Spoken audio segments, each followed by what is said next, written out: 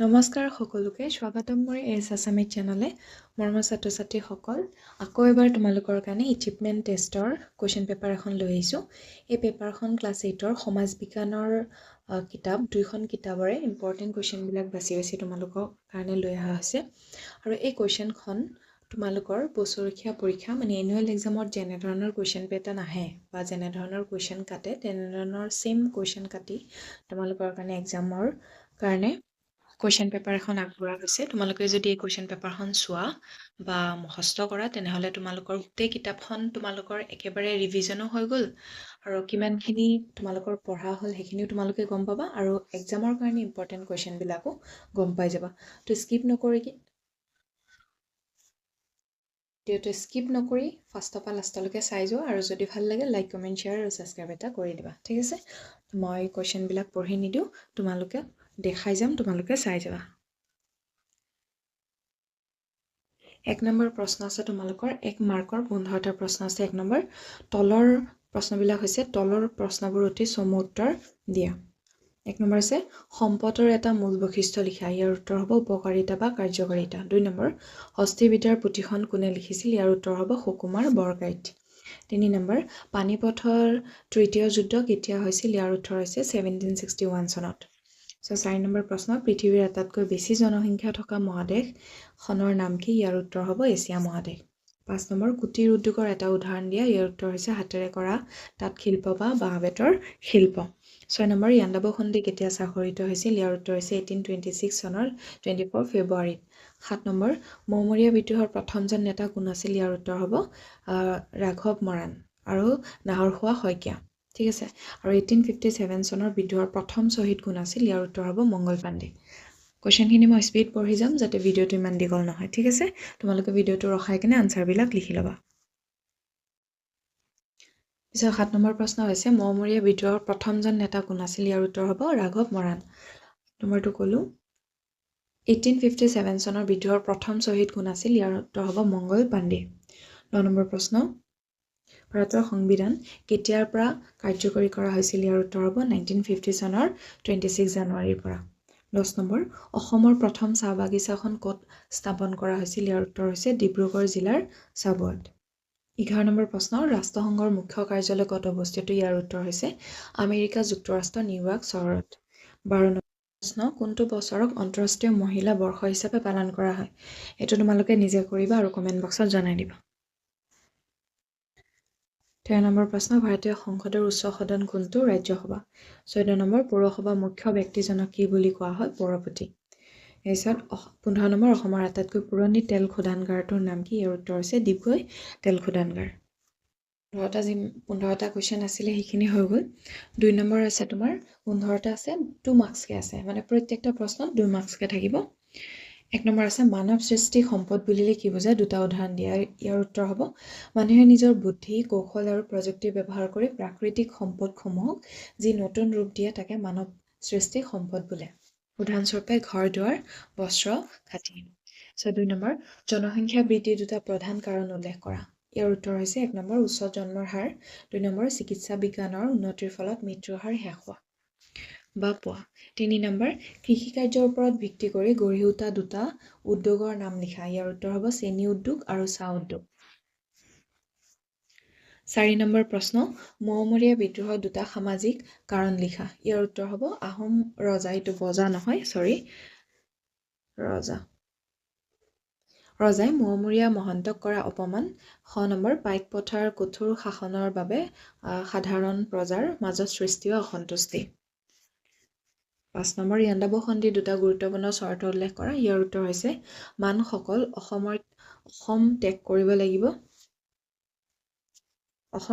লাগিব 2 নম্বৰ মান ৰজাই ইংৰাজক যুদ্ধৰ জৰিমনা হিচাপে 1 কোটি টকা দিব লাগিব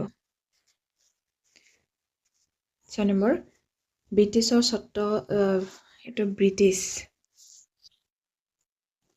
6 নম্বৰ প্ৰশ্ন হৈছে ব্ৰিটিছৰ স্বত্ব বিলোপ নীতিৰ মূল উদ্দেশ্য কি আছিল ইয়াৰ উত্তৰ হ'ব যদি কোনো দেশীয় ৰজাৰ নিজৰ পুত্ৰ সন্তান নাথাকে তেন্তে তেওঁৰ মৃত্যুৰ পিছত সেই ৰাজ্যখন ব্ৰিটিছ সাম্ৰাজ্যৰ অন্তৰ্ভুক্ত কৰাই আছিল ইয়াৰ মূল উদ্দেশ্য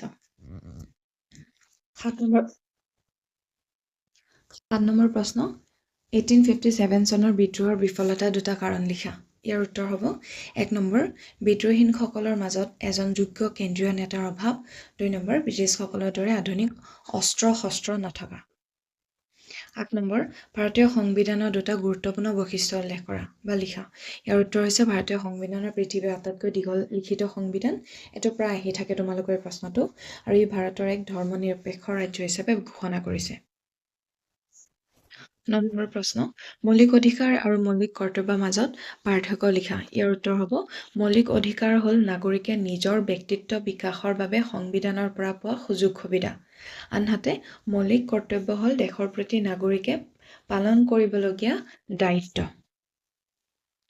পাৰ্থক্য আহি গ'ল। এতিয়া 10 নম্বৰ নিৰক্ষৰত্ব নিৰ্মূলৰ বাবে চৰকাৰে লোৱা দুটা পদক্ষেপ উল্লেখ কৰা। ইয়াৰ উত্তৰ হৈছে 6 পৰা 14 বছৰ বয়সলৈকে শিশুৰ বাবে বিনামূলীয়া আৰু বাধ্যতামূলক শিক্ষা, আৰু 2 নম্বৰ বা 6 নম্বৰ বয়সস্থ শিক্ষা আঁচনিৰ প্ৰৱৰ্তন। এই দুটা লিখিলে হৈ গ'ল। 11 নম্বৰ ৰাষ্ট্ৰসংঘৰ যিকোনো দুটা নীতি উল্লেখ কৰা। ইয়াৰ উত্তৰ হৈছে সকলো সদস্য ৰাষ্ট্ৰৰ সাৰ্বভৌমত্ব আৰু সমান মৰ্যাদাক সন্মান কৰা, 6 নম্বৰ আন্তঃৰাষ্ট্ৰীয় বিবাদসমূহ শান্তিপূৰ্ণ উপায়েৰে সমাধান কৰা। ভিডিঅ'টো স্পীড হৈছে যদি আনচাৰ বা কুৱেশ্যনবিলাক ৰখাই কেনে চাই ল'বা, আৰু তোমালোকে প্ৰেক্টিচ কৰিবা। 8 নম্বৰ প্ৰশ্ন লোকসভা আৰু ৰাজ্যসভাৰ সদস্যৰ সংখ্যা কিমান? এইটো প্ৰায় আহি থাকে এইটো লেশ্যনৰ পৰা। তো ইয়াৰ উত্তৰ হৈছে লোকসভাৰ সৰ্বাধিক সংখ্যা সদস্য সংখ্যা 550 জন, বৰ্তমান হৈছে 543 জন, আৰু ৰাজ্যসভাৰ সদস্যৰ সংখ্যা হৈছে 250 জন। 13 নম্বৰ প্ৰশ্ন 13 নম্বৰ প্ৰশ্নটো হৈছে কি কি কাৰণত গোলকীয় উষ্ণতা বৃদ্ধি হয়? ইয়াৰ উত্তৰ হ'ব অত্যাধিক বননি ধ্বংস আৰু কল কাৰখানা তথা যান বাহনৰ পৰা নিৰ্গত হোৱা বিষাক্ত গেছ যেনে কাৰ্বন ডাই অক্সাইডৰ বাবে। 14 নম্বৰ জন প্ৰব্ৰজন কি? ইয়াৰ এটা উদাহৰণ দিয়া। ইয়াৰ উত্তৰ হ'ব মানুহে স্থায়ী বা অস্থায়ীভাৱে নিজৰ বাসস্থান এৰি আন এখন ঠাইলৈ যোৱাকে জনপ্ৰব্ৰজন বোলে। উদাহৰণ গাঁও অঞ্চলৰ পৰা মানুহ কাম বিচাৰি চহৰলৈ যোৱা। এইটো হৈছে জনপ্ৰব্ৰজনৰ উদাহৰণ। 15 নম্বৰ প্ৰশ্ন প্ৰাকৃতিক সম্পদ আৰু মানৱ সম্পদৰ মাজত থকা এটা পাৰ্থক্য হৈছে 1 নম্বৰ প্ৰাকৃতিক সম্পদ প্ৰকৃতিৰ পৰা পোৱা যায়, যেনে পানী, কয়লা, হয়নে? আৰু কিন্তু মানৱ সম্পদ হ'ল মানুহৰ দক্ষতা, জ্ঞান আৰু কৰ্মক্ষমতা যিয়ে আন সম্পদক উপযোগী কৰি তোলে। ইয়াৰ উদাহৰণ তোমালোকে ঘৰ, ব্ৰিজ বিভিন্ন ধৰণৰ দিব পাৰা। এতিয়া 3 নম্বৰৰ আছে তলৰ প্ৰশ্নবোৰ চমু উত্তৰ দিয়া। প্ৰত্যেকটা প্ৰশ্নত আছে তোমাৰ 3 মাৰ্কছকে 10টা প্ৰশ্ন। 1 নম্বৰ প্ৰশ্ন নিৰ্বাচনী আয়োগৰ কাৰ্যকালীৰ বিষয়ে চমুকৈ লিখা। ইয়াৰ উত্তৰ হৈছে নিৰ্বাচনী আয়োগৰ 3টা প্ৰধান কাৰ্য হ'ল 1 নম্বৰ ভোটাৰ তালিকা প্ৰস্তুত কৰা আৰু সংশোধন কৰা, 6 নম্বৰ নিৰ্বাচনৰ দিন ঘোষণা কৰা আৰু নিৰ্বাচন পৰিচালনা কৰা, আৰু লাষ্টত 3 নম্বৰ হৈছে ৰাজনৈতিক দলসমূহক স্বীকৃত আৰু প্ৰতীক চিহ্ন প্ৰদান কৰা।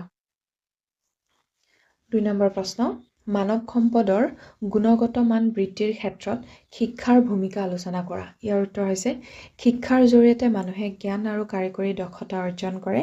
এজন শিক্ষিত ব্যক্তিয়ে নতুন প্ৰযুক্তিৰ ব্যৱহাৰ কৰিব পাৰে আৰু উৎপাদন বৃদ্ধি কৰি দেশৰ অৰ্থনীতিত সহায় কৰে। শিক্ষাই মানুহৰ মানসিক বিকাশ ঘটাই এজন দায়িত্বশীল নাগৰিক গঢ়ি তোলে। 3 নম্বৰ প্ৰশ্ন পৃথিৱীৰ সকলো ঠাইতে জনসংখ্যা বিতৰণ সমান নহয় কিয়? 3টা কাৰণ লিখা। পৃথিৱীৰ সকলো ঠাইতে জনসংখ্যা বিতৰণ সমান নহয় কিয়? ইয়াৰ 3টা কাৰণ হৈছে উত্তৰ 1 নম্বৰ ভূ প্ৰকৃতিৰ পাৰ্থক্য, 2 নম্বৰ বা 6 নম্বৰ জলবায়ুৰ পাৰ্থক্য, আৰু 3 নম্বৰ হৈছে সম্পদৰ উপলব্ধতাৰ ভিন্নতা। 4 নম্বৰ প্ৰশ্ন আহোম ৰাজ্যৰ পতনৰ 3টা কাৰণ লিখা। এইটো ইম্পৰ্টেণ্ট প্ৰশ্ন হয়। ইয়াৰ উত্তৰ হৈছে দীৰ্ঘদিনীয়া মৌমৰীয়া হ'ব। এইটো মৌমৰীয়া লিখিবা হা। মৌমৰীয়া বিদ্ৰোহৰ ফলত ৰাজ্যৰ শক্তি কমি যোৱা, 6 নম্বৰ ৰাজ পৰিয়ালৰ মাজত ক্ষমতাৰ বাবে হোৱা গৃহকলন, আৰু 9 নম্বৰ মান দেশৰ সৈন্যৰ ধাৰাবাহিক আক্ৰমণ আৰু অত্যাচাৰ। 3 নম্বৰ উত্তৰটো আকৌ মই ৰিপিট কৰিছোঁ। ইয়াৰ উত্তৰ হ'ব দীৰ্ঘদিনীয়া মোৱামৰীয়া বিদ্ৰোহৰ ফলত ৰাজ্যৰ শক্তি কমি যোৱা। খ নম্বৰ ৰাজ পৰিয়ালৰ মাজত ক্ষমতাৰ বাবে হোৱা গৃহকন্দল। আৰু ক নম্বৰ হ'ব মান দেশৰ সৈন্যৰ ধাৰাবাহিক আক্ৰমণ আৰু অত্যাচাৰ।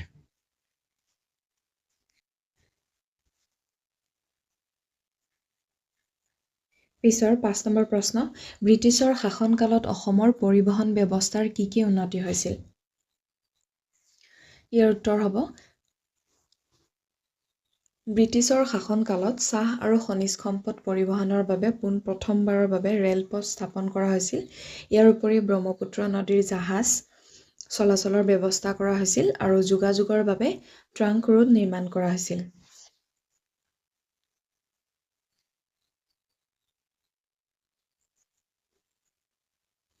এটা প্ৰশ্ন উত্তৰ আছে, সেইখিনি মই দেখাই গৈছোঁ, তোমালোকে চাই যাবা।